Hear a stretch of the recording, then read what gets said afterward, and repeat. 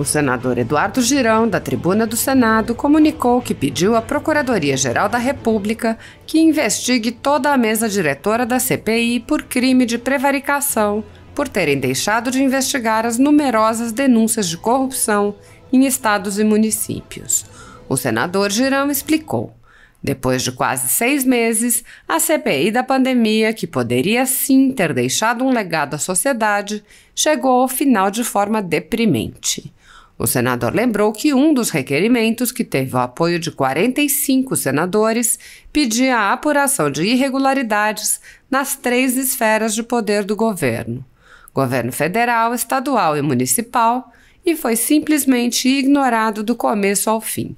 Girão lembrou: em quase todas as reuniões, o que se viu foi muita parcialidade, censura, agressividade, intimidação de quase todos os depoentes que lá foram, sobretudo aqueles que ousaram enfrentar as narrativas do grupo majoritário com o objetivo meramente eleitoreiro. O senador apontou que, enquanto buscava formas de responsabilizar o presidente Bolsonaro, a CPI deixou de examinar toda a documentação enviada pela Polícia Federal e pela Controladoria-Geral da União. Girão disse: a gente pode perguntar a qualquer colega da casa se faltou dinheiro para enfrentar esta pandemia.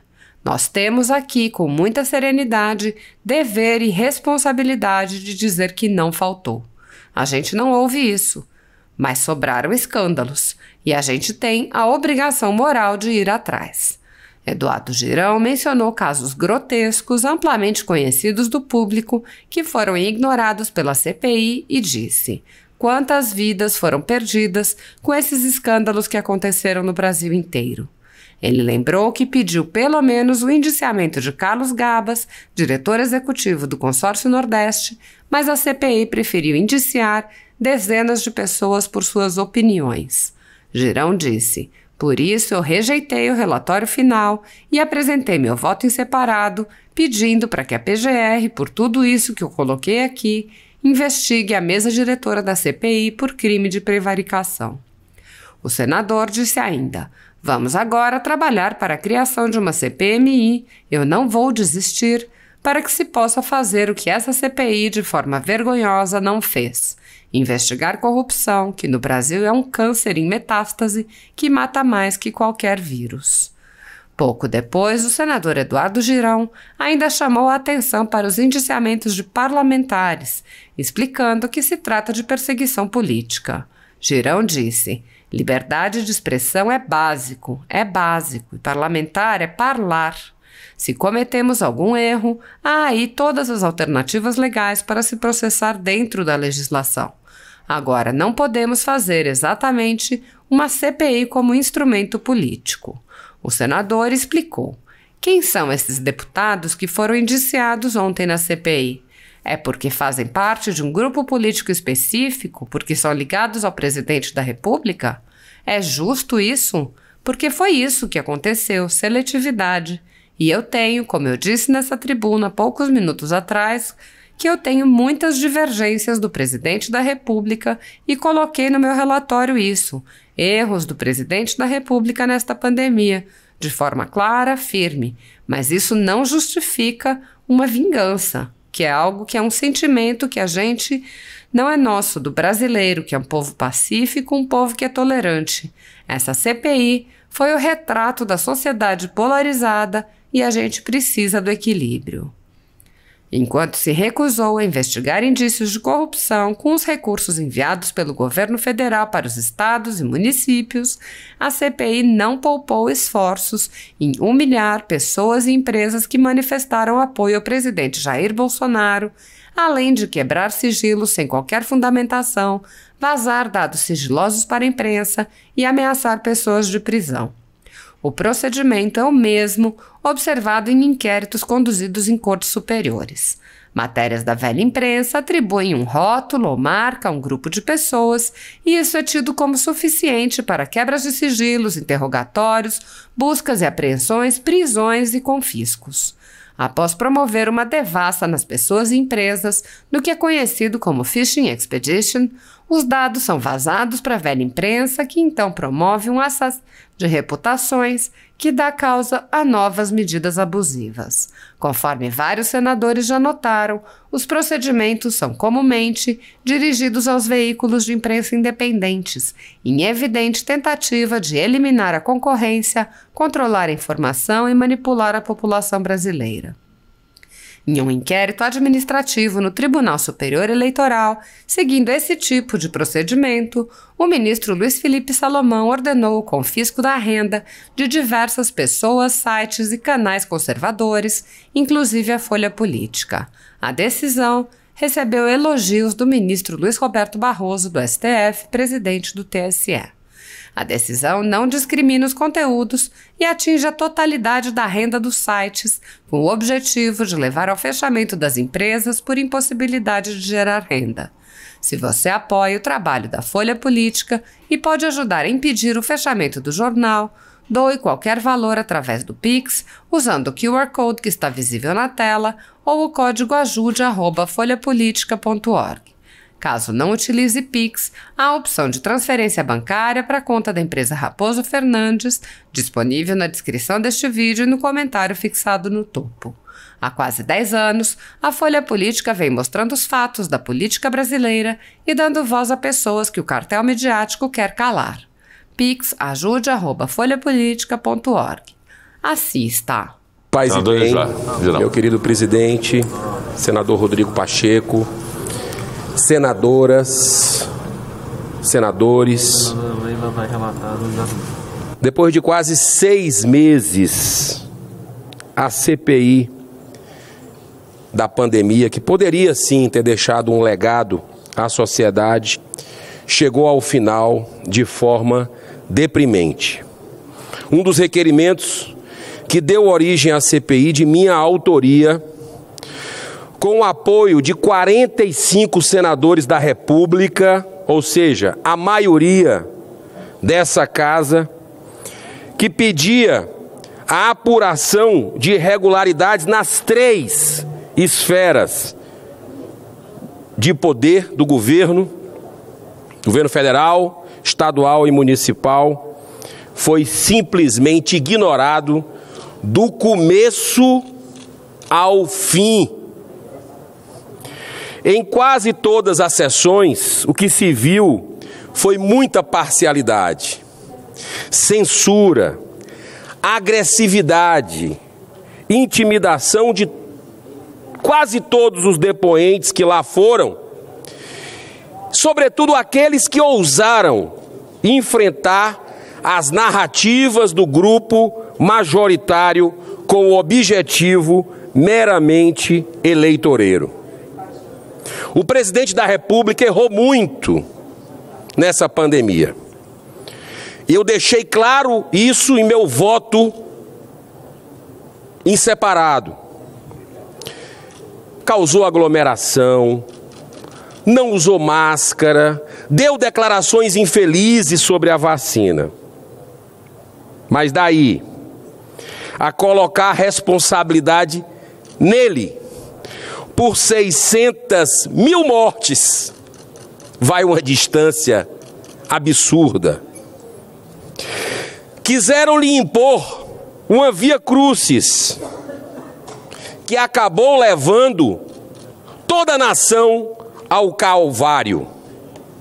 Farta documentação enviada à Polícia Federal, enviada pela Polícia Federal, uma das entidades mais acreditadas pelo povo brasileiro, e pela CGU, Controladoria Geral da União, decorrente de 170 operações, apontaram para gravíssimos desvios ocorridos nos 120 bilhões de reais enviados a estados e municípios. A gente pode perguntar a qualquer colega da casa se faltou dinheiro para enfrentar essa pandemia.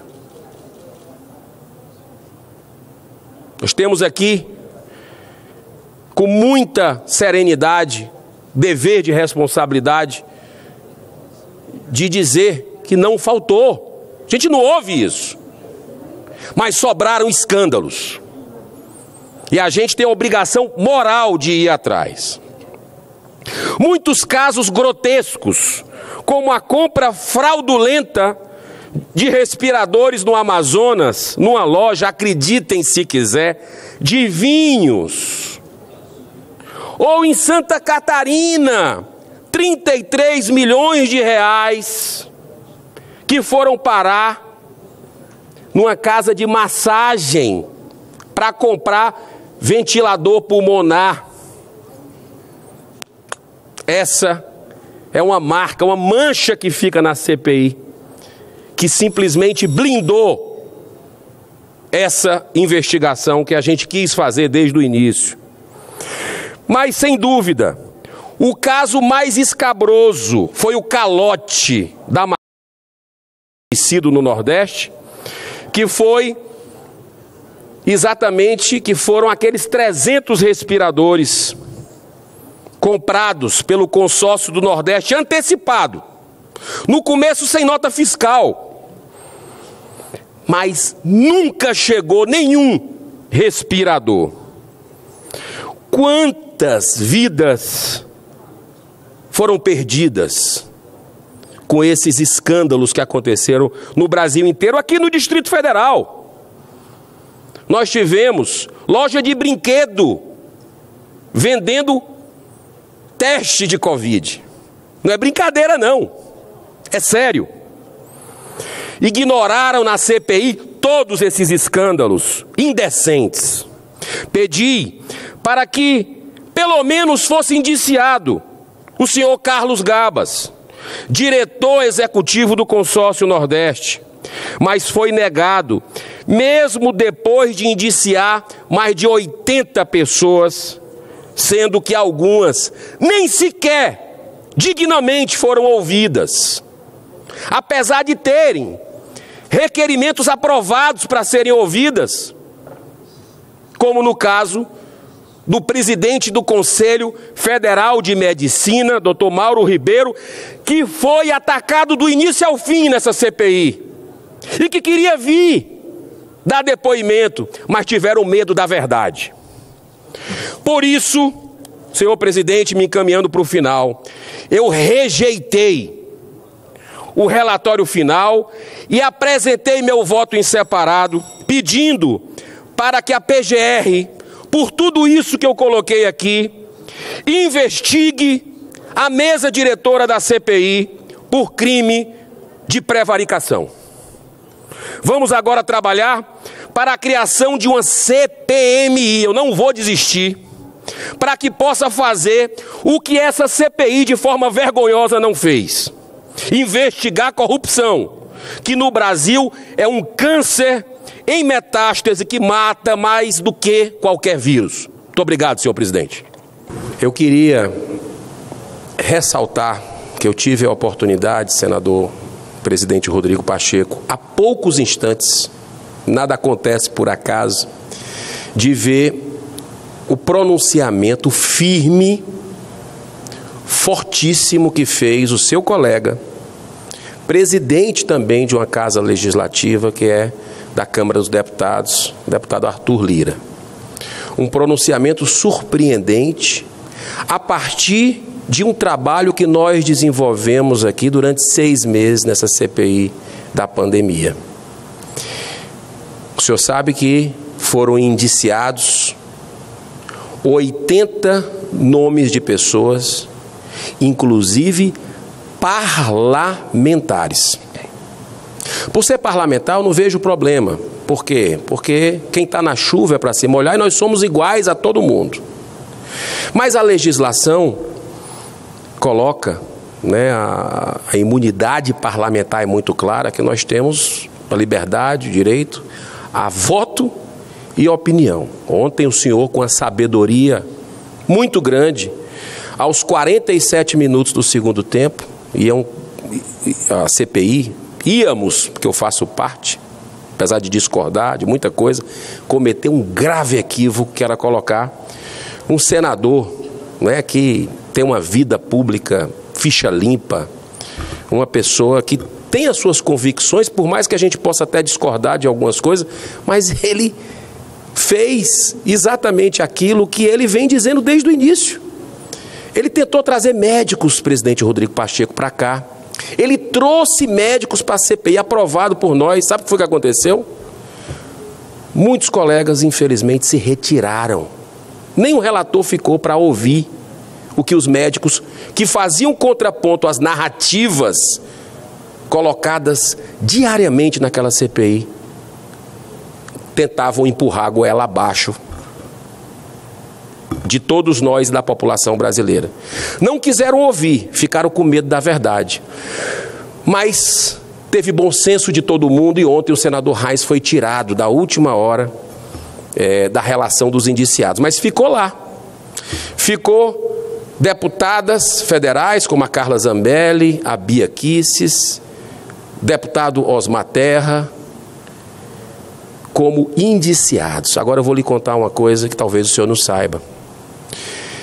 A deputada federal Carla Zambelli até tentou ir no STF, foi no STF pedindo para ser ouvida na CPI. Olha que coisa interessante, o direito ao contraditório, à ampla defesa. Não quiseram, foram lá, fecharam a CPI e indiciaram a Carla Zambelli. Umas coisas mais estapafúrdias possíveis, sem nenhum tipo de tipificação no Código Penal, por crime de opinião. De opinião. Essa é a realidade que a gente está vivendo, e por mais que eu tenha algumas divergências do presidente da Câmara, né, deputado Arthur Lira, eu bato palmas para ele, pelo posicionamento firme que ele teve ontem, assim como o senhor também. E eu faço de público, dou de público esses parabéns na questão do senador Reis, que ia ser pior ainda, porque ele estava lendo o voto. Olha só a simbologia disso. Ele estava lendo o voto em separado, ou seja, votos e palavras e opiniões. Então, essa é a realidade que a gente não pode. Liberdade de expressão é básico. É básico. E parlamentar é parlar. É parlar. Se cometermos algum erro, tem aí as alternativas legais para se processar dentro da legislação. Agora, não podemos fazer exatamente uma CPI com instrumento político. Quem são esses deputados que foram indiciados ontem na CPI? Porque fazem parte de um grupo político específico? Porque são ligados ao presidente da República? É justo isso? Porque foi isso que aconteceu. Né? Seletividade. E eu tenho, como eu disse nessa tribuna há poucos minutos atrás, com a sua tolerância, que eu tenho muitas divergências do presidente da República, e coloquei no meu relatório isso. Erros do presidente da República nessa pandemia, de forma clara, firme. Mas isso não justifica uma vingança, algo que é um sentimento que a gente não é nosso, do brasileiro, que é um povo pacífico, um povo que é tolerante. Essa CPI foi o retrato da sociedade polarizada. E a gente precisa do equilíbrio. Senador Rodrigo Pacheco, lá na CPI eu tinha posicionamento, já estou me encerrando, tinha posicionamentos que eram interessantes. Parece um fla-flu na sua terra contra o Cruzeiro. Na minha, o clássico Rei, Ceará e Fortaleza. As pessoas querem que você tenha um lado. Ou você é a favor do governo, ou você é contra o governo. E eu sou a favor do Brasil. Coisas erradas do governo eu coloco, e coisas acertadas eu também coloco. Eu acho que a gente tem que sair dessa cegueira política, ideológica, que está contaminando tudo. E hoje eu quero ressaltar, o presidente Arthur Lira teve uma posição louvável, e eu, até sabendo do seu senso de justiça, espero que de alguma forma possa haver um apoio do senhor, porque indiciar parlamentares, sejam de onde for, dessa forma, isso não é correto, isso perde a democracia que a gente tanto defende. Muito obrigado, que Deus abençoe o senhor nesse dia tão especial.